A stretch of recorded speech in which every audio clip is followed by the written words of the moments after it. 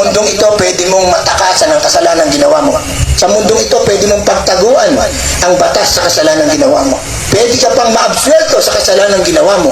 Pwede pang hindi ka makasuhan sa kasalanan ginawa mo. Pero makinig kayo mabuti. Hindi sa Diyos.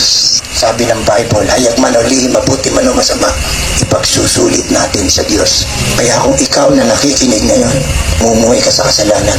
Oo, pwedeng na itago mo ito sa mundong ito. Hindi mo na pagbayaran, pero pagbabayaran mo sa impyerno pag hindi ka nagsisi. Kailangan malaman ng mga tao sa Pilipinas na may kabayaran ng kasalanan at ang kabayaran ng impyerno.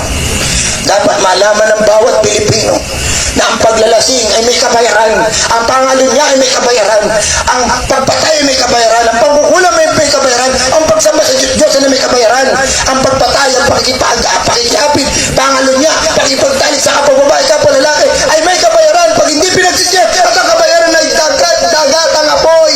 Ito ang tinatawag na impyerno. Bigyan natin ng babala ang tao. Magalit na sila kung magagalit. Tanggihan nila tayo kung tatanggihan. Pagtawan na tayo kung pagtatawanan. Bakit? Tungkulin natin magbigay ng babala. Tungkulin ng church na magbigay ng babala. Tungkulin ng isang pastor ng church na magbigay ng babala ngayon sa isang lipunang pasama ng pasama.